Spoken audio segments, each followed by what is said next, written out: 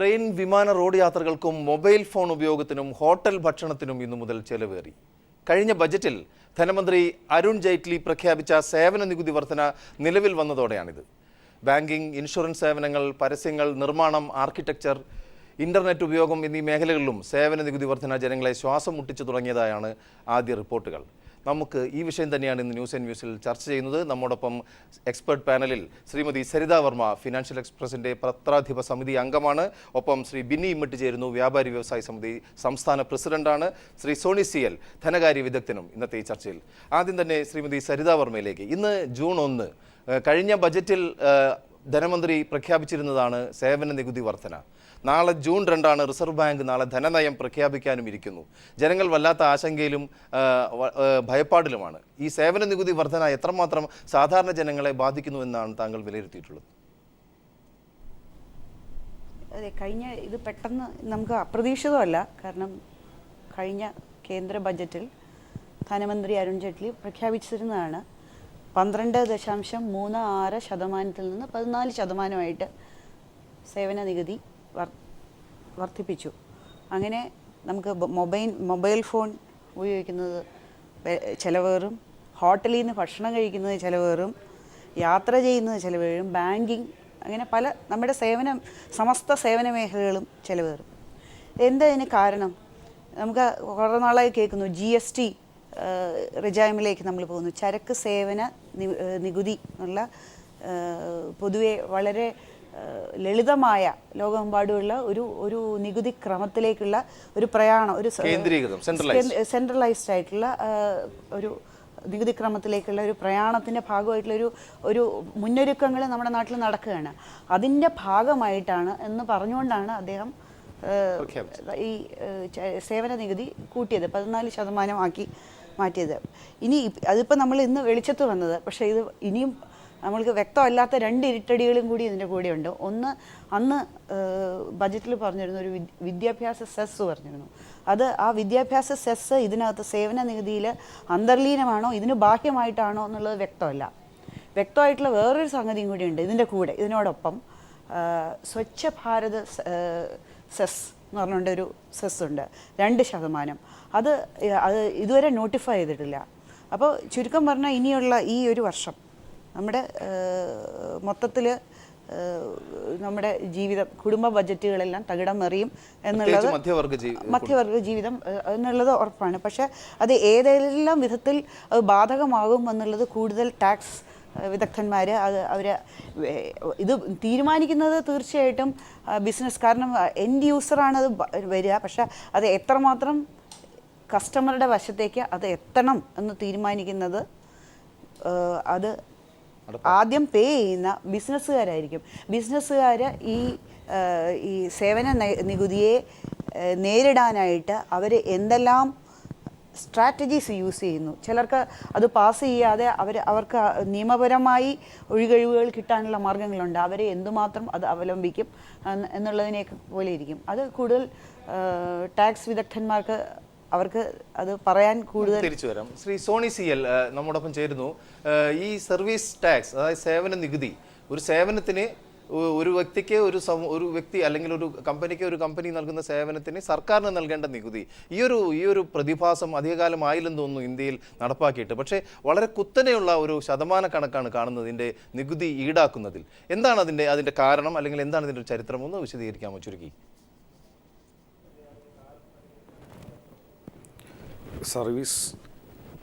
Service മേഖലയെ നികുതിയുടെ service tax liability കൊണ്ടുവന്നത് 1994 finance act മുഖേനയാണ്. അന്ന് കേവലം 3 സർവീസുകൾ മാത്രമാണ് സർവീസ് മേഖലയെ ബാധിച്ചിരുന്നത്. സ്റ്റോക്ക് ബ്രോക്കറിംഗ്, അതുപോലെ തന്നെ ടെലികമ്മ്യൂണിക്കേഷൻ, ജനറൽ ഇൻഷുറൻസ്. ഈ മേഖലകൾ മാത്രമാണ് അന്ന് സർവീസ് ടാക്സിൻ്റെ പരിധിയിൽ ഉൾപ്പെടുത്തിയിരുന്നത്. ഏകദേശം 390 കോടിയാണ് അന്ന് സർവീസ് മേഖലയിൽ നിന്നുള്ള നികുതി വരുമാനം. അതിനുശേഷം ഓരോ വർഷങ്ങളിലും ഫിനാൻസ് ആക്ട് മുഖേന സർവീസുകളുടെ എണ്ണം കൂട്ടുകയും അങ്ങനെ സ്പെസിഫൈ ചെയ്ത സർവീസുകൾ 2012 ആകുമ്പോഴേക്കും ഏകദേശം 119ഓളം സർവീസുകൾ അതിൽ ഉൾപ്പെടുത്തിയിട്ടുണ്ടായിരുന്നു. 1/7/2012 മുതൽ നെഗറ്റീവ് ലിസ്റ്റ് ഓഫ് സർവീസസ് സർക്കാർ പ്രസിദ്ധപ്പെടുത്തിയിട്ടുള്ള നെഗറ്റീവ് ലിസ്റ്റിൽ ഉൾപ്പെടുത്താത്ത എല്ലാ സർവീസുകളും നികുതി വിധേയമാകുന്ന പുതിയ നികുതി സംവിധാനം. അതിനുശേഷം നെഗറ്റീവ് ലിസ്റ്റിൽ പറഞ്ഞിട്ടുള്ള സർവീസുകൾ ഒഴികെ എല്ലാ സർവീസുകളും നികുതി വിധേയമായി 1994 390 കോടി സർവീസ് മേഖലയിൽ നിന്ന് നികുതി പിരിച്ചപ്പോൾ 2014-15 പീരീഡായപ്പോൾ അത് ഏകദേശം 1,70,000 കോടി. അത്രയധികം നമ്മുടെ സേവനങ്ങളിൽ 1,68,000 കോടി. ഇപ്പോൾ ലക്ഷ്യമിടുന്നത് ഇപ്രാവശ്യത്തെ ഈ വർധനയോടുകൂടി ലക്ഷ്യമിടുന്നത് 2.99 ലക്ഷം കോടി രൂപയുടെ അധിക വരുമാനമാണ്. നമുക്കറിയാം ഇത് ഏതൊക്കെ മേഖലകളാണ്, പ്രധാനപ്പെട്ട ഏതൊക്കെ സർവീസ് മേഖലകളിലാണ് ഇപ്പോൾ നേരിട്ട് ബാധിക്കുക എന്നതിനെക്കുറിച്ചുള്ള ആശങ്കയും സാധാരണ ജനങ്ങൾക്കുണ്ട്. ശ്രീ ബിന്നി ഇമ്മട്ടി, താങ്കൾ വ്യാപാരി വ്യവസായ സമിതിയുടെ സംസ്ഥാന പ്രസിഡന്റാണ്. വ്യാപാരികളെയും വ്യവസായികളെയും ഇത് എത്രമാത്രം പ്രതിസന്ധിയിലാക്കും? പൂർണ്ണമായും ഇന്ത്യയിൽ വില വർദ്ധിപ്പിക്കാൻ ഉള്ള സാഹചര്യം ഒരുക്കിയിരിക്കുക. ഈ സൂചിപ്പിച്ച പോലെ 94 ആദ്യമായി സർവീസ് ടാക്സ് കൊണ്ടുവന്നു. അന്ന് 4%, പിന്നെ അതുമ്പോൾ സെസ്സായിരുന്നു, പിന്നെ 8%, പിന്നെ 10%, പിന്നെ 12.3%, ഇപ്പൊ സെസ് ഇല്ലാതെ 14% വർദ്ധിപ്പിച്ചിരിക്കുക. അന്നുണ്ടായിരുന്ന നെഗറ്റീവ് ലിസ്റ്റിൽ ഇപ്പൊ നെഗറ്റീവ് ലിസ്റ്റ് വളരെ കുറച്ച് കാര്യങ്ങൾ മാത്രമേ ഉള്ളൂ. ആശുപത്രി സേവനം, ഗവൺമെന്റ് സേവനങ്ങള്, സ്കൂളുമായിട്ട് ബന്ധപ്പെട്ടവ, വിറ്റുവരവ്, അങ്ങനെ വളരെ കുറച്ച് നെഗറ്റീവ് ലിസ്റ്റാക്കി ചുരുക്കി ബാക്കി പൂർണ്ണമായ ലിസ്റ്റ് മുഴുവൻ ജനങ്ങളുടെ മേലും അടിച്ചേൽപ്പിക്കുന്ന ഒരു തരത്തിലാക്കിയിരിക്കുക. ഈ മോഡി സർക്കാരിനെ, ഈ കേന്ദ്ര ഗവൺമെന്റിന് ഇങ്ങനെ ചെയ്യേണ്ട ഒരു കാര്യവും ഇപ്പം ഇതിലില്ല. ഇത് ചെയ്യാൻ പോകുന്നതിന്റെ ഒരു മുന്നോടി 2016 മുതൽ GST നിലവിൽ വരാം. GST നിലവിൽ വരുമ്പോൾ 14% സെസ്സിന് മീതി ആയിരിക്കും ഈ GST വരാം. അത് തീർച്ചയായും. അതിനിപ്പോൾ ഏകദേശം കേന്ദ്ര ഗവൺമെന്റ് പറയുന്ന 24% GST നടപ്പാക്കാൻ പോകുന്ന പറയുന്നത്. വലിയൊരു പ്രതിഷേധം അതിലുണ്ടാവും എന്നുള്ളത് കൊണ്ട് തന്നെ ഇപ്പൊ തുടക്കത്തിൽ തന്നെ അത് സർവീസ് ടാക്സ് 14% സമസ്ത മേഖലകൾ. ഇത് യൂറോപ്പില് പിന്തുടർന്ന് വന്നിരുന്ന ഒരു സമീപനം ഇപ്പൊ ഇന്ത്യയിലേക്ക് പടിപടിയായി കടന്നു വരാം. യൂറോപ്പ് രാജ്യങ്ങളിലെ സേവന നികുതിയാണ് ആദ്യം കൊണ്ടുവന്നത്. ആ സേവന നികുതി ഇപ്പോൾ ഇന്ത്യയിലേക്ക് മുഴുവൻ ഉൽപ്പന്നങ്ങളിലേക്ക് കടന്നു വരാം. ആദ്യം സൂചിപ്പിച്ച പോലെ ടെലിഫോൺ, അതേപോലെ ഇൻഷുറൻസ് മേഖല, ഈ പരസ്യ വിഭാഗം, അഡ്വർടൈസ്മെന്റ്, ഇങ്ങനെയുള്ള കുറച്ച് കാര്യങ്ങളിൽ മാത്രം ഊന്നിരുന്നത് പടിപടിയായി മുഴുവൻ. അത് മാത്രമല്ല, ഇപ്പൊ വ്യാപാരികളെ സംബന്ധിച്ച് അവര് വ്യാപാരം നടത്തുന്ന ഗവൺമെന്റ് പഞ്ചായത്ത് കോർപ്പറേഷനൊക്കെ മുറികൾ വാടകയ്ക്ക് എടുക്കുമ്പോൾ ഒരു 20,000 മുറി വാടകയുണ്ടെങ്കിൽ അതിനെ അവര് സർവീസ് ടാക്സ് കൊടുക്കുന്നുണ്ട്. ഇപ്പോ ആ സർവീസ് ടാക്സിന്റെ കണക്ക് ഇപ്പോൾ സെൻട്രൽ ഗവൺമെന്റ് സർവീസ് സെക്ഷൻ ഇപ്പോൾ കോർപ്പറേഷനുകളിലും പഞ്ചായത്തിലും ഇപ്പോൾ കളക്ട് ചെയ്തുകൊണ്ടിരിക്കുക. അപ്പൊ അവരെയൊക്കെ അതിൽ ഉൾപ്പെടുത്തിക്കൊണ്ട് വലിയ രീതിയിലുള്ള ഒരു കളക്ഷനുള്ള ഒരു വരുമാനത്തിനുള്ള ഒരു സംവിധാനമാണ് മോഡി സർക്കാർ ചെയ്യണത്. ഇപ്പൊ തന്നെ ഒരു വർഷത്തിനുള്ളിൽ മോഡി സർക്കാരിന് കിട്ടിയ കോടിക്കണക്കിന് രൂപ വെറുതെ കിട്ടിയിട്ടുള്ള പൈസ. അതായത് വിദേശ രാജ്യങ്ങളിലെ ക്രൂഡ് ഓയിലിന് വില കുറയുമ്പോൾ ഇവിടെ ഉൽപ്പന്നങ്ങൾക്ക് വില കുറയ്ക്കാതെ അതുമ്മ വരുന്ന വലിയ ഒരു സംഖ്യ ഇപ്പോ അത് ഗവൺമെന്റ് കിട്ടിയിരിക്കുക. ഇതൊക്കെ കഴിഞ്ഞ് ജനങ്ങളുടെ മേലെ ഏറ്റവും കൂടുതൽ ഇത് ബാധിക്കുക ബാങ്കിങ് മേഖലയിലാണ്. സാധാരണക്കാർക്ക് ബാങ്കിങ് മേഖലയിലെ ഇത് വലിയ രീതിയിൽ ബുദ്ധിമുട്ട് അനുഭവപ്പെടും. അതായത് ഒരു ചെക്ക് ബുക്കിന് ഇപ്പോൾ ബാങ്കുകൾ 20 രൂപക്ക് പല റേറ്റ് കളക്ട് ചെയ്യേണ്ടത് ഒരു ചെക്ക് ബുക്കിന്. അതിനൊക്കെ 20 രൂപയുടെ ചെക്ക് ബുക്കിന് 14% സർവീസ് ടാക്സ് എന്ന് പറയുമ്പോൾ ഏതാണ്ട് 2 രൂപ 80 പൈസ, 22 രൂപ 80 പൈസ. അങ്ങനെ നമുക്കറിയാം, നമുക്ക് ഈ പൈസ എടുക്കുമ്പോൾ ബാങ്കിൽ നിന്ന് അലർട്ട് വരും, ഇങ്ങനെ നിങ്ങളുടെ പൈസ ഇത്ര കുറഞ്ഞിട്ടുണ്ടെന്ന്. അതിനൊക്കെ വരുന്നതിനൊക്കെ സർവീസ് ടാക്സ് നമ്മളറിയാതെ ബാങ്കിൽ ഇടുന്ന പൈസ ഒരേ ദിവസം കുറഞ്ഞുകൊണ്ട് പോകും. ന്യൂ ജനറേഷൻ ബാങ്ക് ചെയ്യുന്നതൊക്കെ വലിയ രീതിയിലാണ് ഇപ്പോൾ കൊള്ള ഈ സെൻട്രൽ ഗവൺമെന്റ് ഈ മേഖല കടന്നു വരുന്നത്. അതേപോലെ തന്നെ ഹോട്ടൽ ഭക്ഷണത്തിന് തുടങ്ങിയ മുഴുവൻ വ്യാപാര മേഖലയിലെ എല്ലാ ഉൽപ്പന്നങ്ങളും, വ്യാപാര മേഖല ഉൽപ്പന്നം വില വർദ്ധിച്ചാൽ സ്വാഭാവികമായിട്ട് വ്യാപാരികൾ ജനങ്ങളിൽ നിന്ന് വില വർദ്ധിപ്പിക്കും. അവര് കയ്യിൽ നിന്ന് എടുത്ത് കൊടുക്കില്ല. അപ്പോൾ സ്വാഭാവികമായിട്ടും മുഴുവൻ ഉൽപ്പന്നങ്ങൾക്ക് വില വർദ്ധിക്കും എന്നുള്ള കാര്യത്തിൽ തർക്കമില്ല. ഇത് സമസ്ത മേഖലയിലും ഇത് ബാധിക്കും. ഈ ഗവൺമെന്റ് ഈ തരത്തിലുള്ള നിലപാട് സ്വീകരിച്ചാൽ ആദ്യം കുറച്ചായിരുന്നു, പിന്നെ പടിപടിയായി. ദയവായി ടെലിഫോൺ ലൈൻ തുടരുക. ശ്രീമതി സരിത വർമ്മ, നമുക്കറിയാം ഒരുപാട് സർവീസ് മേഖലകളെ ഇപ്പോൾ ഈ ഒരു ഇത് ബാധിക്കുന്നുണ്ട്, ജനജീവിതത്തെ ബാധിക്കുന്നു. പ്രത്യേകിച്ചും ചരക്ക് കൂലി സർവീസ് നികുതി വരുന്നു. ഏതൊക്കെയാണെന്നൊന്ന് ചുരുക്കി വിവരിക്കും. ഈ പറഞ്ഞതിൽ ഒരു കാര്യം കൂടി എനിക്ക് പറയാനുണ്ട്. കാരണം നമ്മൾ വ്യാപാര മേഖലയെ ബാധിക്കും എന്ന് പറയുമ്പോൾ കുറച്ചുകൂടി സൂക്ഷ്മമായിട്ട് ഇതിനെക്കുറിച്ച് ആലോചിക്കാനുണ്ട്. കാരണം വാസ്തവത്തിൽ ഇത് പേ ചെയ്യുന്നത് ഇത് ഗവൺമെൻറ്റിന് ഇത് റിട്ടേൺസ് കൊടുക്കുന്നത് വ്യാപാരികളാണ്. വ്യാപാരികൾ ഇതെങ്ങനെ കൈകാര്യം ചെയ്യും എന്നുള്ളത് അതിൽ വളരെ പ്രധാനമാണ്. കാരണം വ്യാപാരികൾക്ക് ഇതിനകത്ത് നമ്മൾ ആലോചിക്കേണ്ടത് ചെറുകിട ബിസിനസ്സുകാർക്ക് കാരണം നികുതി കൊടുക്കണ്ടെന്ന് നമുക്ക് പറയാൻ യാതൊരു നികുതി കൂടുന്നത് സർക്കാരിന് പണം വരുന്നത് തെറ്റാണെന്ന് നമുക്ക് പറയാൻ പറ്റില്ല. പക്ഷേ നികുതി നിയമപരമായിട്ട് ചെറുകിട വ്യവസായികൾക്ക് ഇതിൽ നിന്ന് വഴുതി മാറാനുള്ള പഴുതുകളുണ്ട് നിയമപരമായിട്ട് തന്നെ. ആ പഴുതുകൾ ഇഫക്റ്റീവായിട്ട് ബിസിനസ്സുകൾ എങ്ങനെയാണ് ഉപയോഗിക്കുന്നതെന്ന് ടാക്സ് കൺസൾട്ടൻസിന് കൂടുതൽ വ്യക്തമായിട്ട് പറയാൻ പറ്റും. പക്ഷെ ഞാനൊരു ഉദാഹരണം പറയാം. നമ്മൾ ഹോട്ടൽ ഭക്ഷണത്തിന് വില കൂടുന്നു പറഞ്ഞു. ഹോട്ടൽ ഭക്ഷണത്തിന് മേൽ ഈ ടാക്സ് വരുമ്പോൾ സാധാരണഗതിയിൽ ഒരു കൗശലക്കാരനായ ബിസിനസ്സുകാരൻ ചെയ്യുന്ന ഇതിനൊരു സീലിംഗ് ഉണ്ട്. കാരണം ഒരു വർഷം 10 ലക്ഷം കസ്റ്റമർ ബില്ലിംഗ് ഉള്ള ആളുകളെ അല്ല സീലിംഗ് അല്ല, ആ ലിമിറ്റ് അനുസരിച്ച് ഇപ്പോൾ ആദായ നികുതിയും സേവന നികുതിയും തമ്മിൽ വ്യത്യാസമുണ്ട്. ആദായ നികുതി എല്ലാവരും നമ്മൾ റിട്ടേൺസ് സമർപ്പിക്കണം. പക്ഷേ സേവന നികുതി കൊടുക്കേണ്ടവർ രജിസ്റ്റർ ചെയ്താൽ മതി. അതായത് 10 ലക്ഷത്തിൽ താഴെ പ്രതിവർഷം ടേൺ ഓവർ നടത്തുന്ന ആളുകൾ രജിസ്റ്റർ ചെയ്യണം എന്ന് നിയമപരമായിട്ട് വ്യവസ്ഥയില്ല. ആകെ ഒരു കാര്യം 10 ലക്ഷത്തിൽ നമുക്ക് ടേൺ ഓവർ ഉണ്ടെന്ന് പറഞ്ഞാൽ ഒരു തവണ രജിസ്റ്റർ ചെയ്താൽ നമ്മൾ ആ ടാക്സ് നെറ്റ് വരും. അടുത്ത വർഷം നമ്മുടെ കുറഞ്ഞാലും once in you are in. അപ്പോൾ സാധാരണയിൽ ബിസിനസ്സുകാർ ചെയ്യുന്നത് എന്താണെന്ന് വെച്ചാൽ ബിസിനസ്സിനെ നമ്മുടെ പഴയ കഴ്സൺ പ്രൊപ്പോസ് ചെയ്ത പോലെ ഡിവൈഡ് ആൻഡ് റൂൾ എന്ന് പറഞ്ഞാൽ 2ആയിട്ട് ഡിവൈഡ് ചെയ്തിട്ട്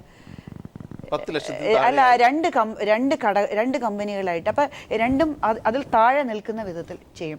അങ്ങനെ പലതരം സ്ട്രാറ്റജീസ് ടാക്സ് കൺസൾട്ടൻസ് ആയിട്ടുള്ള ആളുകൾക്ക് പറയാൻ പറ്റും. അത് സേവ് ചെയ്യുന്നത് അതായത് പക്ഷേ അതേസമയം നമ്മൾ ഭക്ഷണം വാങ്ങിക്കുന്ന ഫ്രാഞ്ചൈസി ഒരു ചെയിനിൽ നിന്നാണ്, ഫുഡ് ചെയിൻ ഒരു ബ്രാൻഡഡ് ചെയിനിൽ നിന്നാണ്, അല്ലെങ്കിൽ തലമുടി വെട്ടുന്നത് ബ്രാൻഡഡ് ഒരു ബ്യൂട്ടി പാർലർ അങ്ങനത്തെ അങ്ങനത്തെ ആൾക്കാരിലാണെങ്കിൽ അത് നാച്ചുറലി അവർ ആ രജിസ്റ്റേർഡ് ഇതിൽ പെടും. പക്ഷേ നാടൻ ബാർബർ ഷോപ്പുകൾ, നാട്ടുമ്പുറത്തെ ചെറിയ ബേക്കറികൾ, ചെറിയ ചായക്കടകൾ അവരൊന്നും ഈ ടാക്സ് നെറ്റ് വരാത്തത് കൊണ്ട് അവർക്ക് ഇമ്മ്യൂണിറ്റി ഉണ്ട്. അപ്പോൾ ഒരു വിധത്തിൽ അത്തരം ചെറുകിട വ്യാപാരികൾക്കും അവർക്ക് അത് ഒരു അനുഗ്രഹമാണ്, അവർക്ക് അത് ഗുണകരമാവും. ബിസിനസ് ഈ മിഡിൽ ആൾക്കാർ ഈ ഇത്തരം ബ്രാൻഡഡ് ഭക്ഷണങ്ങൾ വാങ്ങിക്കുന്നവരും അതുമായിട്ട് ബന്ധപ്പെട്ട വ്യാപാരികളുമാണ് പ്രശ്നത്തിലാവുക. അതിനും സ്വാഭാവികമായിട്ടും നിയമപരമായി അതിൽ നിന്ന് മറികടക്കാനുള്ള പഴുതുകളുണ്ടോയെന്ന് നമ്മുടെ ടാക്സ് കൺസൾട്ടന്റ് പറയാൻ സാധിക്കുമായിരിക്കും. കഴിഞ്ഞ ബജറ്റിൽ ധനമന്ത്രി അരുൺ ജെയ്റ്റ്ലി പ്രഖ്യാപിച്ച സേവന നികുതി വർധന നിലവിൽ വന്നിരിക്കുകയാണ് ഇന്നു മുതൽ. അത് ബാങ്കിംഗ്, ഇൻഷുറൻസ് സേവനങ്ങൾ, പരസ്യങ്ങൾ, നിർമ്മാണം, ആർക്കിടെക്ചർ, ഇൻ്റർനെറ്റ് ഉപയോഗം തുടങ്ങി ഒരുപാട് മേഖലകളിൽ ഈ സേവന നികുതി വർധന ജനങ്ങളെ നേരിട്ട് ബാധിക്കുന്നു എന്നാണ് നമുക്ക് കിട്ടുന്ന റിപ്പോർട്ടുകൾ. 12.36% സേവന നികുതിയാണ് ഇപ്പോൾ 14% ഉയർത്തിയിരിക്കുന്നത്. ഇത് ഏതൊക്കെ മേഖലയാണ്? കുറച്ചുകൂടെ വിവരങ്ങൾ നമുക്ക് ജനങ്ങളിലേക്ക് പങ്കുവയ്ക്കാനായി ശ്രീ സോണി സിയൽ, താങ്കൾക്ക് ഇതേക്കുറിച്ച് കൂടുതൽ അറിയാമെന്ന് പ്രതീക്ഷിക്കുന്നു. നേരിട്ട് ജനങ്ങളെ ബാധിക്കുന്ന ഏതെല്ലാം മേഖലകളാണ് ഇനിയും കൂടുതലുള്ളത്? പ്രധാനമായും ഇത് ചരക്ക് ഗതാഗതം, റോഡ്, റെയിൽ, വിമാനം, ഈ 3 മേഖലയിലും ഈ സേവനങ്ങളുടെ കോസ്റ്റ് വളരെയധികം ഗണ്യമായി വർദ്ധിക്കും. 12% ടാക്സ് ഈ 1/6/2015 മുതൽ 14% ഉയർത്തിയിരിക്കുകയാണ്.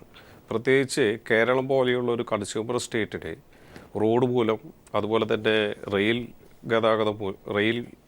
ചരക്ക് ഗതാഗതം വളരെയധികം ആവശ്യമുള്ള സംസ്ഥാനമാണ്. ഈ മേഖലയിൽ ഈ 2% നികുതി വർധന എന്ന് പറയുന്നത് വളരെയധികം നമ്മുടെ സേവനങ്ങളെയും പ്രൊഡക്റ്റുകളെയും വില വർധനവിന് സാധ്യതയുണ്ട്.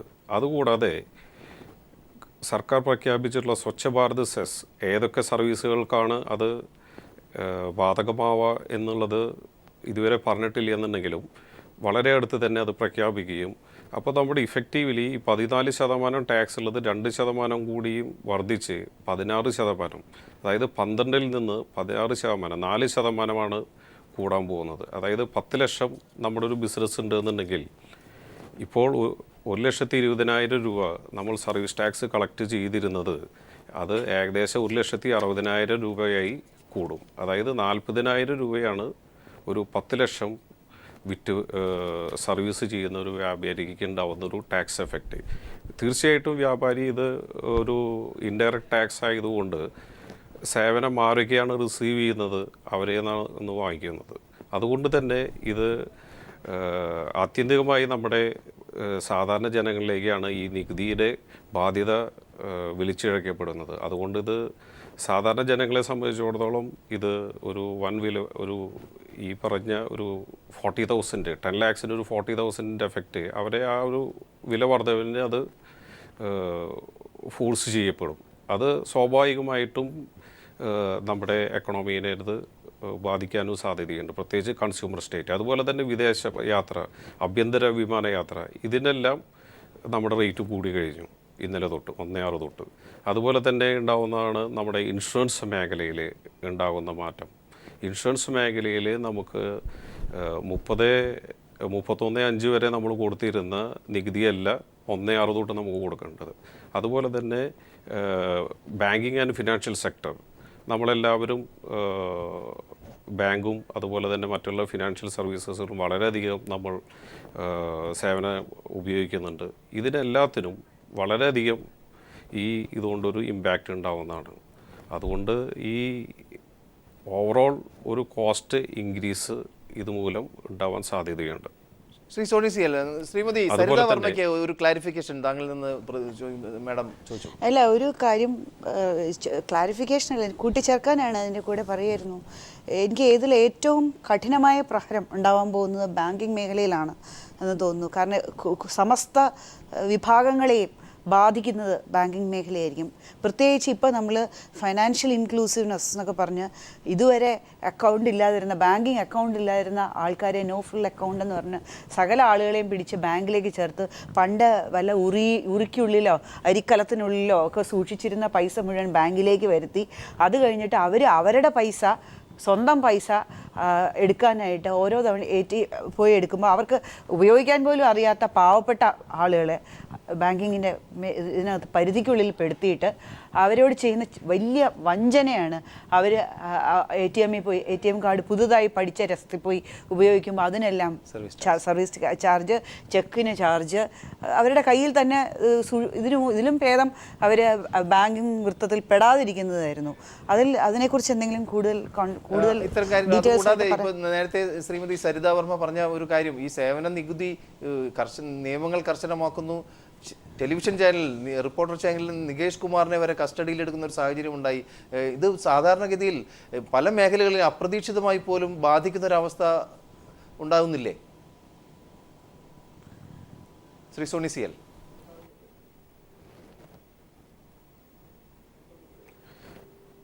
ഇപ്പോഴത്തെ നിയമപ്രകാരം സേവന നികുതി നമ്മൾ സർക്കാരിലേക്ക് അടയ്ക്കാൻ വൈകിയാൽ ഏകദേശം 30% നമുക്ക് ഇൻട്രസ്റ്റ് ആയിട്ട് പേ ചെയ്യേണ്ടി വരും. അതായത് 30% എന്ന് പറയുന്നത് നമ്മൾ ബ്ലേഡ് മാഫിയ പോലെ അത്രയും വലിയൊരു എമൗണ്ടാണ് ജനങ്ങളിൽ നിന്ന് വസൂലാക്കുന്നത്. അതേസമയം അതുപോലെ തന്നെ നമ്മൾ സേവന നികുതി ഒബ്ലിഗേഷൻസ് കൃത്യമായ സമയത്ത് ചെയ്തില്ല എന്നുണ്ടെങ്കിൽ ഈവൻ അത് അറസ്റ്റ് ചെയ്യാൻ പോലുള്ള പവേഴ്സ് ഇന്നിപ്പോൾ സർവീസ് ടാക്സ് അതോറിറ്റീസിന് കൊടുത്തിട്ടുണ്ട്. അപ്പോൾ ഇതൊക്കെ വെച്ച് നോക്കുമ്പോൾ ഈ ഒരു കോസ്റ്റ് എസ്കലേഷൻ വരുമ്പോൾ നമ്മളെ വ്യാപാരികളെ അല്ലെങ്കിൽ സർവീസ് പ്രൊവൈഡേഴ്സിനെ സംബന്ധിച്ചിടത്തോളം അവരെ കോസ്റ്റ് ഇൻക്രീസ് ചെയ്യും. ഒരു വീഴ്ച സംഭവിച്ചു കഴിഞ്ഞാൽ 30% ഒരു ഇൻട്രസ്റ്റിലേക്ക് വഴുതി വീഴാനുള്ള സാധ്യതയുണ്ട്. അതുപോലെ തന്നെ വലിയ എമൗണ്ടുകൾക്കുള്ള ഡിഫോൾട്ടുകളൊക്കെ ആണെന്നുണ്ടെങ്കിൽ അറസ്റ്റിനെ പോലും ഭയക്കേണ്ട ഒരു സമയമാണ്. അല്ല, ഈ സർവീസ് ടാക്സ് നിയമങ്ങളിൽ നിന്ന് രക്ഷപ്പെടാനുള്ള സർവീസ് പ്രൊവൈഡേഴ്സിനെ സംബന്ധിച്ചിടത്തോളം നിയമപരമായ പഴുതുകളും നിലനിൽക്കുന്നുണ്ടല്ലോ എന്നാണ്. സംബന്ധിച്ചിടത്തോളം സ്മോൾ സർവീസ് പ്രൊവൈഡേഴ്സിന് 10 ലക്ഷം രൂപയാണ് സ്മോൾ സർവീസ് പ്രൊവൈഡേഴ്സിന് കൊടുത്തിട്ടുള്ള ബേസിക് ഒരു എക്സംഷൻ ലിമിറ്റ്. ഈ 10 ലക്ഷം രൂപ എന്ന് പറയുന്നത് ഏകദേശം ഒരു 2,800 രൂപയോളം നമ്മളൊരു ദിവസം സർവീസ് ചാർജായിട്ട് റിസീവ് ചെയ്ത് കഴിഞ്ഞാൽ ഒരു ആനുവലി വരുന്ന ഒരു സംഖ്യയാണ് അത്. അതായത് 2,800 എന്ന് പറയുന്നത് വളരെ തുച്ഛമായിട്ടൊരു സംഖ്യയാണ്. അപ്പോൾ കാലോചിതമായി ഈ 10 ലക്ഷം എന്നുള്ള ഈ എക്സംഷൻ പരിധി ഉയർത്തി 50 ലക്ഷമോ 150 ലക്ഷമോ അങ്ങനെ കൂട്ടേണ്ട സമയം കൂടിയായി. അതുകൊണ്ടാണ് സാധാരണ സർവീസ് സേവനദാതാക്കളെ സംബന്ധിച്ചിടത്തോളം അവർ 10 ലക്ഷം രൂപ എക്സംഷൻ ഉള്ളതുകൊണ്ട് ഇപ്പോൾ 1-2 വ്യക്തികളുടെ പേരിൽ രജിസ്ട്രേഷൻ എടുക്കുക, അങ്ങനെ പല മെത്തേഡുകൾ ചെയ്യുന്നുണ്ട്. പക്ഷേ അതിലും കൂടുതൽ ഗവൺമെൻറ് ഈ ചെറുകിട സേവനദാതാക്കളുടെ വിഷമങ്ങൾ മനസ്സിലാക്കി ഇൻഡസ്ട്രി കോമോഡിറ്റിയായിട്ട് ചർച്ച ചെയ്ത് ഈ 10 ലക്ഷം എന്നുള്ള എക്സംഷൻ ലിമിറ്റ് കൂട്ടുകയാണ് ഇതിന് വേണ്ട ഏറ്റവും വലിയ സൊല്യൂഷൻ.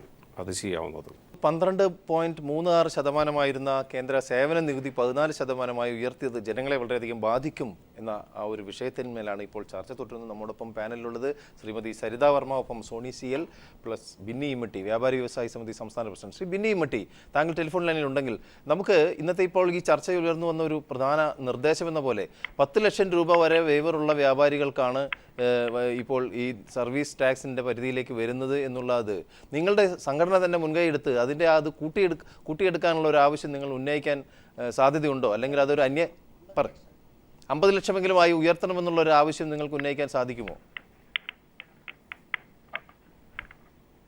അല്ല, സ്വാഭാവികമായിട്ടും അത് ഉയർത്തേണ്ടത് കേന്ദ്ര ഗവൺമെന്റാണ്. പക്ഷേ ഇതിനെയൊക്കെ കൂടുതലായി ബാധിക്കുക കെട്ടിട ഉടമകളെയാണ്, ബിൽഡേഴ്സിനെ. അവര് കെട്ടിടം വാടകയ്ക്ക് കൊടുക്കുമ്പോൾ വാടകക്കാരിൽ നിന്ന് കെട്ടിട ഉടമ വാടക ഈടാക്കുകയും അതിന്റെ കൂടെ തന്നെ സർവീസ് ടാക്സ് കളക്ട് ചെയ്യുകയും വേണം. ഈ കളക്ട് ചെയ്യുന്ന സർവീസ് ടാക്സ് കെട്ടിട ഉടമ നേരിട്ട് സർവീസ് ടാക്സിൽ അടയ്ക്കണം. അതിപ്പോ ഒരു 6 മാസം അടവ് തെറ്റിയാൽ 18% പലിശ, ഒരു വർഷത്തേക്ക് 24%, ഒരു വർഷം കഴിഞ്ഞാൽ 30%. ഇന്ത്യയിൽ ഒരിക്കലും കാണാത്ത രീതിയിലുള്ള പലിശകളാണ് ഇതിൽ അടിച്ചേൽപ്പിക്കുന്നത്. അതായത് ആദായ നികുതി കാണിച്ചിരുന്ന അതേ മാനദണ്ഡമാണ് ഇപ്പൊ സർവീസ് മേഖലയിൽ കൊണ്ടുവരുന്നത്. അതേപോലെ തന്നെ 10 ലക്ഷം രൂപ വരുമാനമുള്ള അല്ലെങ്കിൽ 10 ലക്ഷം രൂപയുടെ ലിമിറ്റ് ഉള്ളവർക്കല്ലേ ഇത് ബാധകമാവുകയുള്ളൂ? അല്ല, 10 ലക്ഷം രൂപയിൽ കൂടുതലുള്ളവരെയാണ് ഇത് ബാധിക്കുക. ഈ പറഞ്ഞ കെട്ടിട ഉടമകൾ എന്ന് പറയുമ്പോൾ സ്വാഭാവികമായിട്ടും അത് 10 ലക്ഷം രൂപയിൽ കൂടുതലുള്ളവരായിരിക്കും അധികം ഭാഗവും. അവരെ നേരിട്ടാണ് ഇത് ബാധിക്കുന്നത്. ഇത് മാത്രമല്ല, ഇത് ബാങ്കിങ് മേഖലയെ കൊണ്ടുവന്നപ്പോ കേരളത്തിലെ സഹകരണ ബാങ്കിങ് മേഖല തകരും എന്നുള്ള കാര്യത്തിൽ തർക്കമില്ല. കേരളത്തിലെ സഹകരണ ബാങ്കിങ് മേഖലയെ ലക്ഷ്യമിട്ടുകൊണ്ട് കേന്ദ്ര ഗവൺമെന്റ് അടുത്ത കാലത്ത് ആദായ നികുതി വകുപ്പ് അതിന്റെ അന്വേഷണം അതിൽ നടപ്പാക്കാൻ തീരുമാനിച്ചു. അതേപോലെ തന്നെ ഈ സഹകരണ മേഖലയിലുള്ള ബാങ്കുകളിൽ ഇപ്പോൾ സർവീസ് ടാക്സ് കാര്യമായി അവര് സർവീസ് സേവന നികുതി എടുക്കുന്നില്ല. ആ മേഖലയിൽ കൂടിയും ഇപ്പോൾ സർവീസ് ടാക്സ് കടന്നു വരാം. അതായത് സാധാരണ ചെറുകിട ബാങ്കിങ് സാധാരണക്കാരെ ആശ്രയിക്കുന്ന സഹകരണ മേഖലയിലെ കേരളത്തിലെ ബാങ്കുകൾ പടിപടിയായി തകർച്ചയുടെ വക്കിലെത്തി നിൽക്കുമെന്നുള്ള കാര്യത്തിൽ തർക്കമില്ല. അവിടെ വരുന്ന പണം നാഷണലൈസ്ഡ് ബാങ്കോ ഷെഡ്യൂൾ ബാങ്കോ വരുന്ന പോലെയല്ല, സാധാരണക്കാരുടെ പണമാണ് സാധാരണ സഹകരണ ബാങ്കുകൾ നിക്ഷേപിക്കുക. ചോദിച്ചോട്ടെ ശ്രീ ബിന്നി ഇമ്മട്ടി, താങ്കളുടെ സംഘടന ഈ വാറ്റിനെതിരെ അന്യായമായ വാല്യൂ ആഡഡ് ടാക്സിനെതിരെയൊക്കെ സമരം ചെയ്യുകയും ഒക്കെ ഉണ്ടായിരുന്ന സാഹചര്യമുണ്ട്. ഇപ്പോൾ ഈ സേവന നികുതിയും ഈ വാറ്റും എല്ലാം കൂടെ ചേർന്ന് വരുമ്പോൾ ഉണ്ടാവുന്ന കൺഫ്യൂഷൻ അത് ക്ലിയർ ആയിട്ടുണ്ടോ നിങ്ങൾക്ക്? അല്ല, GST വരുന്നതിന്റെ മുന്നോടിയായിട്ടാണ് ഈ സേവന നികുതി ഇത്ര വർദ്ധിപ്പിച്ചത്. GST വരുന്നതിന് മുന്നോടിയായിട്ടാണ് 14% ഈ സേവന നികുതി വന്നപ്പോൾ അതിന് മുകളിലായിരിക്കും എങ്ങനെയായാലും GST നടപ്പാക്കും. GST വരുമോ? KM മാണിയാണ് GST വരുമോ ഇല്ലെന്ന് തീരുമാനിക്കാനുള്ള സമിതിയുടെ ചെയർമാൻ. താങ്കൾക്ക് തോന്നുന്നുണ്ടോ GST വരുമെന്ന്? അല്ല, GST ഇന്ത്യയിൽ നടപ്പാക്കാതിരിക്കാൻ പറ്റില്ല. GSTയെ ഇന്ത്യയിലെ വ്യാപാര സമൂഹം പ്രതീക്ഷയോടെ കാത്തിരിക്കുക. GST നടപ്പാക്കണമെന്ന് തന്നെയാണ് ഞങ്ങളുടെ ആവശ്യം. ശ്രീമതി സരിത വർമ്മ, GST നടപ്പാക്കുന്നതിനെതിരെ കേരളത്തിന് അത് വളരെ ഗുണകരമാണെങ്കിൽ പോലും പലപ്പോഴും പല ബാഹ്യശക്തികളും അതിനെതിരായിട്ട് നിലകൊണ്ടെന്നുള്ള യാഥാർത്ഥ്യം തന്നെയല്ലേ? കഴിഞ്ഞ ഒരു 5-6 വർഷമായിട്ട്, 5-6 അത് കൂടുതൽ വർഷമായിട്ട് ഈ GST രേഖയിലേക്ക് മാറാൻ കേന്ദ്ര സർക്കാർ ശ്രമിച്ചുകൊണ്ടിരിക്കുകയാണ്. ഏത് രാഷ്ട്രീയക്കാർ ഏതായാലും, കാരണം ഒരു ഇൻ്റർനാഷണലി ഒരു സ്റ്റാൻഡേർഡ് ഇതിലേക്ക് മാറാൻ ശ്രമിച്ചുകൊണ്ടിരിക്കുകയാണ്. പക്ഷേ സ്വാഭാവികമായിട്ടും GST വരുമ്പോൾ പല ഒരുപാട് ഇടനിലക്കാർക്ക് അതിൽ നിന്ന് കിട്ടുന്ന വിഹിതം കുറഞ്ഞു വരുന്നുള്ളതുകൊണ്ട് ഒരു ദേശവ്യാപകമായി ഒരു ലോബി ഇത് റെക്ക് ചെയ്യാനായിട്ട് പ്രവർത്തിക്കുന്നുണ്ടെന്നുള്ളത് വളരെ വ്യക്തമാണ്. എന്താ ഓരോ സർക്കാർ വരുമ്പോഴും അടുത്ത വർഷം, അടുത്ത ഏപ്രിൽ 1 എന്ന് പറയും. പക്ഷെ നമ്മൾ കാണുന്നില്ല അത്. അങ്ങനെ വരുമ്പോൾ വല്ലാത്തൊരു ജനദ്രോഹമല്ലേ, ഒരു വഞ്ചനയല്ലേ നടക്കുന്നത്? പറഞ്ഞ് സർവീസ് ടാക്സ് വർദ്ധിപ്പിക്കുന്നു. അതേസമയം GST വരുമോ ഇല്ലെന്ന കാര്യത്തിൽ യാതൊരുവിധ പ്രതീക്ഷയും ഓരോ സർക്കാരും, പക്ഷെ അവർ പറയുന്നത് അങ്ങനെയല്ല. ഇപ്പോൾ പറഞ്ഞിരിക്കുന്നത് 2016 ഏപ്രിൽ 1 എന്നാണ് പറഞ്ഞിരിക്കുന്നത്. അതിന് empowered committee of state finance ministers, അതിൻ്റെ ചെയർപേഴ്സൺ കേരളത്തിലെ ഇന്ത്യയിലെ തന്നെ ഏറ്റവും പ്രായം ചെന്ന ധനമന്ത്രിയായ കെ എം മാണിയാണ്. അദ്ദേഹവും അതിനുള്ള സാങ്കേതികമായ മുന്നൊരുക്കങ്ങൾ എല്ലാം ചെയ്തു കഴിഞ്ഞു. പക്ഷെ വീണ്ടും അത് നടക്കുമോ എന്നുള്ള കാര്യം ഔദ്യോഗികമായിട്ട് ചോദിച്ചാൽ നടക്കും എന്നായിരിക്കും പറയുന്നത്. പക്ഷെ നടക്കുന്നില്ല എന്നുള്ളതാണ് യാഥാർത്ഥ്യം. ശ്രീ സോണി CL, ഇതിന്റെ കൂടുതൽ വിവരങ്ങൾ താങ്കൾക്ക് എന്തെങ്കിലും ഇതിനോട് ആഡ് ചെയ്യാനായിട്ടുണ്ടോ? പ്രത്യേകിച്ചും GST വരും എന്ന് പറയാൻ തുടങ്ങിയിട്ട് വർഷം കുറേ ആയെങ്കിലും ഇങ്ങനെ ഒരു കേന്ദ്രീകൃത ചരക്ക് സേവന നികുതി എന്ന് മലയാളത്തിൽ പറയുന്ന ഈ GST നടപ്പായില്ലെങ്കിൽ അതൊരു വഞ്ചനയല്ലേ ജനങ്ങളോട് ചെയ്യുന്നത്?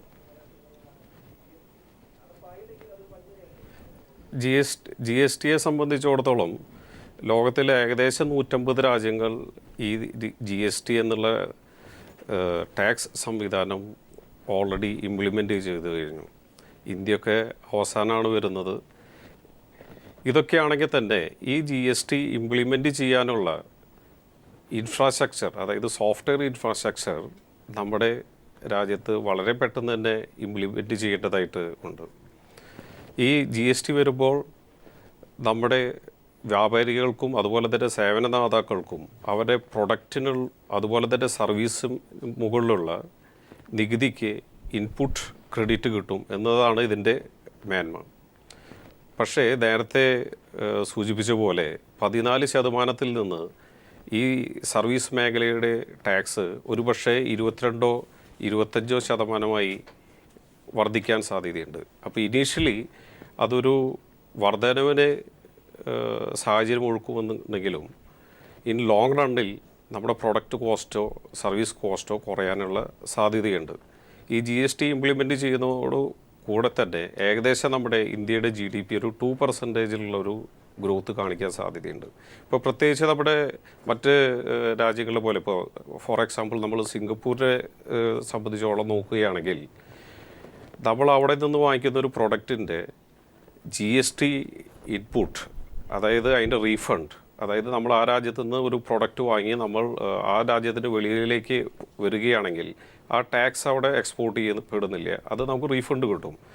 നമ്മൾ ഇന്ന് രാവിലെ ഒരു ഷോപ്പിൽ നിന്ന് വാങ്ങിയ സപ്പോസ് നമ്മളൊരു കമ്പ്യൂട്ടർ ആവട്ടെ TV ആവട്ടെ, അതിൻ്റെ GST റീഫണ്ട് നമ്മൾ എയർപോർട്ടിൽ നിന്ന് ചെക്ക് ഇൻ ചെയ്യുന്ന സമയത്ത് തന്നെ GST കൗണ്ടറിൽ നിന്ന് നമുക്ക് റീഫണ്ട് കിട്ടും. അത്രയും ഫാസ്റ്റാണ് അവിടത്തേക്ക് GST ഇൻഫ്രാസ്ട്രക്ചർ. നമുക്കറിയാം ഈ ടാക്സേഷൻ അല്ലെങ്കിൽ നികുതി എന്ന് പറയുന്നത് ഒരു ഗവൺമെന്റിന്റെ ഒരു ഡിസ്ട്രിബ്യൂഷൻ സമ്പ്രദായം കൂടി അതിൽ കറക്റ്റ് ആവണ്ടേ. ഇപ്പോൾ തന്നെ ലക്ഷ്യമിട്ടിരിക്കുന്നത് 2.99 ലക്ഷം കോടി രൂപയാണ് ഈ ഒരു വർഷത്തേക്ക് ഈ സർവീസ് ടാക്സ് ഇനത്തിൽ ഗവൺമെന്റ് സ്വരുക്കൂട്ടാൻ പോകുന്നത്. ഇത് ഏത് രീതിയിലാണ്? പഞ്ചവത്സര പദ്ധതി ഇല്ല, ഈ വർഷത്തെ ബജറ്റിൽ പോലും ഒരു എന്താ പറയുക പ്രോമിസിംഗ് ആയിട്ട് ജനങ്ങൾക്ക് ഗുണകരമായ ഒരു കാര്യങ്ങളും കാണാൻ സാധിക്കുന്നില്ല. ഒരു സ്വച്ഛ ഭാരത് എന്നൊക്കെ പറയുന്നതല്ലാതെ അതിനപ്പുറത്തേക്കൊന്നും കാണുന്നില്ല.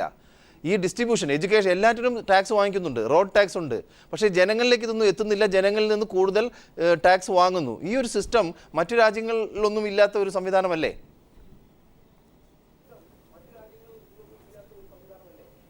അത് ഇന്ത്യയെ സംബന്ധിച്ചിടത്തോളം ഇന്ത്യയുടെ GDP-യുടെ ഏകദേശം 60% വരുന്നത് സേവന മേഖലയാണ്. ഇത് മറ്റുള്ള രാജ്യങ്ങളെ വിഭിന്നമായി നമ്മുടെ സേവന മേഖല വികസിച്ചു വരുന്നതിൻ്റെ ഒരു സൂചനയാണ്. അപ്പോൾ ഗവൺമെൻറ്റിനെ സംബന്ധിച്ചിടത്തോളം മറ്റുള്ള മാനുഫാക്ചറിങ് അതുപോലെ അഗ്രികൾച്ചർ ഈ ഏരിയകളിലൊക്കെ ഇന്ത്യയുടെ ഗ്രോത്ത് സേവന മേഖലയെ കമ്പയർ ചെയ്യുമ്പോൾ വളരെയധികം വ്യത്യാസമുണ്ട്. അതുകൊണ്ടാണ് ഈ സേവന മേഖലയോട് കാലാകാലങ്ങളിൽ മാറി വരുന്ന ധനമന്ത്രിമാർക്ക് ഒരു പ്രത്യേക താല്പര്യം കാണുന്നത്. ഈ സേവന മേഖലയിൽ ഈ നികുതി കൂടുന്നതുകൊണ്ട് ഗവൺമെൻറ്റിനെ സംബന്ധിച്ചിടത്തോളം കഴിഞ്ഞ വർഷം 1,68,000 കോടി രൂപയോളം സേവന മേഖലയിൽ നിന്ന് നികുതിയായിട്ട് ലഭിച്ചത് ഈ വർഷത്തെ ഈ ഒരു മാറ്റം കൊണ്ട് തന്നെ 2% അതിൽ ഇൻക്രീസ് വരികയാണ്. വിത്തൗട്ട് ആഡിങ് മറ്റുള്ള സേവന നേതാക്കളെ ആഡ് ചെയ്യാതെ തന്നെ എക്സിസ്റ്റിംഗ് സേവന നേതാക്കളിൽ നിന്ന് തന്നെ നമുക്ക് ഏകദേശം 2% വ്യത്യാസം കിട്ടുകയാണ്. ഇതുകൂടാതെ സ്വച്ഛ ഭാരത് സെസ് എന്ന പേരിൽ ഇനി ഏർപ്പെടുത്താൻ പോകുന്ന അടുത്തൊരു 2% ടാക്സ് അത് ഡിക്ലെയർഡ് സർവീസുകളായിരിക്കും. ഇപ്പോൾ ടെലിഫോൺ സർവീസ്, ഇൻ്റർനെറ്റ് സർവീസസ് അല്ലെങ്കിൽ ഇൻഷുറൻസ്, ഇതെല്ലാം കൂടി വരുമ്പോൾ ഗവൺമെൻറ്റിനെ സംബന്ധിച്ചോളം സേവന മേഖലയിൽ ടാക്സ് ചെയ്യുന്നതാണ് അവരെ സംബന്ധിച്ചിടത്തോളം വളരെ ഈസി ആയിട്ടുള്ളത്. ഡയറക്റ്റ് ആയിട്ടുള്ളൊരു തിരിച്ചു വരാം. നാളെ ജൂൺ 2 ബിസിനസ്സുകാർ മാത്രമല്ല സാധാരണ ജനങ്ങൾ മുതൽ ലോക രാഷ്ട്രങ്ങളിൽ തന്നെ ഉറ്റുനോക്കുന്ന റിസർവ് ബാങ്കിൻ്റെ സാമ്പത്തിക നയം നാളെ പ്രഖ്യാപിക്കുമെന്നാണ്, അല്ലെങ്കിൽ വിലയിരുത്തൽ യോഗം നടക്കുന്നുണ്ട്, പ്രഖ്യാപിക്കുമെന്നാണ് പ്രതീക്ഷിക്കുന്നത്. വ്യാപാരി വ്യവസായി സമിതി സംസ്ഥാന പ്രസിഡന്റ് ശ്രീ ബിന്നി ഇമ്മട്ടി നമ്മോടൊപ്പം ടെലിഫോൺ ലൈനിലുണ്ട്. ശ്രീ ബിന്നി ഇമ്മട്ടി, താങ്കൾ ഒരു വ്യാപാരികളുടെയും വ്യവസായികളുടെയും ഒരു സംഘടനയുടെ, പ്രമുഖ സംഘടനയുടെ സംസ്ഥാന ഭാരവാഹിയാണ്. താങ്കൾക്ക് ഒരുപാട് കാര്യങ്ങൾ, ആശങ്കകൾ നമ്മോടൊപ്പം പങ്കുവെക്കാനുണ്ടാവും. നമ്മുടെ ഈ ചർച്ചയുടെ അവസാന ഘട്ടത്തിലേക്ക് കടക്കുമ്പോൾ പ്രത്യേകിച്ച് ബാങ്കിങ് മേഖലയെ താങ്കൾ സൂചിപ്പിച്ച പോലെ കൺസ്ട്രക്ഷൻ മേഖല ഇപ്പോഴും തകർന്നു കിടക്കുകയാണ്. കാർഷിക രംഗം പാടെ പ്രശ്നത്തിലാണ്. കേരളം വല്ലാത്ത ഒരു പ്രതിസന്ധിയിലൂടെ പോയിക്കൊണ്ടിരിക്കുന്ന ഒരു സാഹചര്യത്തിലാണ് ഈ തലക്കടി കിട്ടിയ പോലെ ഇത്തരം സർവീസ് ടാക്സ് കൂടിയ അനുഭവം കൂടി വരുന്നത്. എങ്ങനെ കാണുന്നു? ഇത് വ്യാപാരികളെ മാത്രമല്ല സാധാരണ ജനങ്ങളെ പോലും നേരിട്ട് ബാധിക്കുക. മൊബൈൽ ഇല്ലാത്ത വീട് കേരളത്തിലുണ്ടാ? മൊബൈൽ ഉപയോഗിക്കുന്ന ഓരോ മനുഷ്യരും കേന്ദ്ര ഗവൺമെന്റിന് നികുതി കൊടുക്കേണ്ട, സർവീസ് ടാക്സ് കൊടുക്കേണ്ട രീതിയിലേക്ക് മാറിയിരിക്കുക കേരളത്തിന്റെ സ്ഥിതി. അതേപോലെ തന്നെ ഈ മേഖലകളിലൊന്നും ഒരു വർധനവ് വേറെ ഗവൺമെന്റിന്റെ ഭാഗത്തുനിന്ന് ഇപ്പൊ ഉണ്ടാവില്ല എന്ന് കണ്ടുകൊണ്ട് വലിയൊരു നികുതി ജനങ്ങളുടെ മേൽ അടിച്ചേൽപ്പിക്കുക. വ്യാപാര വ്യവസായ മേഖല മാത്രമല്ല, ഞാൻ പറഞ്ഞില്ല, കെട്ടിട ഉടമകള് അങ്ങനെ തുടങ്ങിയ സമസ്ത മേഖലകളിലും ഇത് നേരിട്ട് ഇത് ബാധിക്കും. അതേപോലെ ഈ റോഡ് ട്രാൻസ്പോർട്ടായിട്ട് ബാധിക്കും, റെയിൽവേ ബാധിക്കും, ബാങ്കിങ് മേഖലയെ ബാധിക്കും. ബാങ്കിങ് മേഖല കേരളത്തിലെ വലിയ രീതിയിൽ സഹകരണ മേഖല ഇത് പ്രതിസന്ധിയിലാക്കും. ആക്കിക്കഴിഞ്ഞാൽ വലിയ രീതിയിലുള്ള ബുദ്ധിമുട്ടുകൾ ആ മേഖലയിൽ കടന്നു വരും. ആ മേഖലയിൽ കടന്നു വരാൻ വേണ്ടി കുറെ വർഷങ്ങളായി കേന്ദ്ര ഗവൺമെന്റ് ഓരോ പടിപടിയായി ഓരോ ശ്രമങ്ങൾ നടത്തുന്നു. അതിന്റെ ഭാഗമായി നമുക്ക് മാത്രമേ ഇതിനെ കാണാൻ സാധിക്കുകയുള്ളൂ. പിന്നെ എങ്ങനെയായാലും അടുത്ത വർഷം ഇത് ഗവൺമെന്റിന്റെ GST നടപ്പാവുമെന്നാണ് നമ്മൾ പ്രതീക്ഷിക്കുന്നത്. എന്താ വെച്ചാല് KM മാണി അതിന്റെ ചെയർമാനായിരിക്കുമ്പോൾ അടുത്ത വർഷം ഇനി മാണിയെ കഴിഞ്ഞാൽ പിന്നെ ബഡ്ജറ്റില് കച്ചവടം നടക്കില്ല എന്ന് പൂർണ്ണ ബോധ്യമുണ്ട്. അപ്പൊ ഇനി അതെങ്കിലും കൃത്യമായി GST നടപ്പാക്കാൻ വേണ്ടി അദ്ദേഹം തീരുമാനം എടുക്കുന്നതാണ് ഞാൻ മനസ്സിലാക്കുന്നത്. ഇതുവരെ കച്ചവടം നടന്ന പോലെ GST വന്ന കച്ചവടം നടക്കുന്ന ഒരു സ്ഥിതി ഇനി കേരളത്തിൽ ഉണ്ടാവില്ല. ശ്രീ സോണി CL, നമ്മൾ റിസർവ് ബാങ്ക്, സെബി, അതുപോലെ ഗവൺമെന്റ് സർവീസസ്, ഇതിലൊക്കെ ഈ സർവീസ് ടാക്സ് വരുന്ന സാഹചര്യം നിലനിൽക്കുന്നുണ്ട്. എങ്ങനെയാണ് അതിനെ കാണുന്നത്? പ്രത്യേകിച്ച് ഈ താങ്കളെ പോലുള്ള ടാക്സ് പ്രാക്ടീഷണേഴ്സിന്റെ സർവീസിന് അതിന് എക്സംഷൻ ഉണ്ടെന്നൊക്കെ പറഞ്ഞു കേട്ടിരുന്നു. ഇപ്പോൾ ഈ reserve bank of India, SEBI, RBI എന്നീ ഏജൻസികൾ ചെയ്യുന്ന സർവീസിന് നിലവിൽ ഇപ്പോൾ ടാക്സ് ഇല്ല. പക്ഷേ ഗവൺമെൻറ് അത് വെരി സൂൺ അത് നോട്ടിഫൈ ചെയ്യും. ആ നോട്ടിഫൈ ചെയ്ത് കഴിഞ്ഞാൽ ഇത്രയും റിസർവ് ബാങ്ക് ചെയ്യുന്ന സർവീസുകൾ, അതുപോലെ തന്നെ സെബി ചെയ്യുന്ന സർവീസുകൾ, അതുപോലെ ROC സർവീസുകൾ, ഇങ്ങനെ പല സർവീസുകളും ഈ നികുതിയിലേക്ക് വരാൻ സാധ്യതയുണ്ട്. അത് ഗവൺമെൻറ് അതിനുള്ള തീരുമാനം ഇതുവരെ എടുത്തതായി കണ്ടിട്ടില്ല. അതിനുവേണ്ട അമെൻമെന്റ് വളരെ പെട്ടെന്ന് തന്നെ ഉണ്ടാവുമെന്നാണ് പ്രതീക്ഷിക്കുന്നത്. ഈ റിസർവ് ബാങ്കിന്റെ ധനനയം നാളെ പ്രഖ്യാപിക്കുകയാണ്. ഒരുപാട് പ്രതീക്ഷകളുണ്ട്. പലിശ കുറയ്ക്കാൻ സാധിക്കുന്ന ഒരു അവസ്ഥ, ഈ സാമ്പത്തിക വർഷം ഇന്ത്യ 7.3% വളർച്ച നേടിയെന്നാണ് കണക്കുകൾ സൂചിപ്പിക്കുന്നത്. എത്രമാത്രം വിശ്വാസ്യതയുണ്ട്?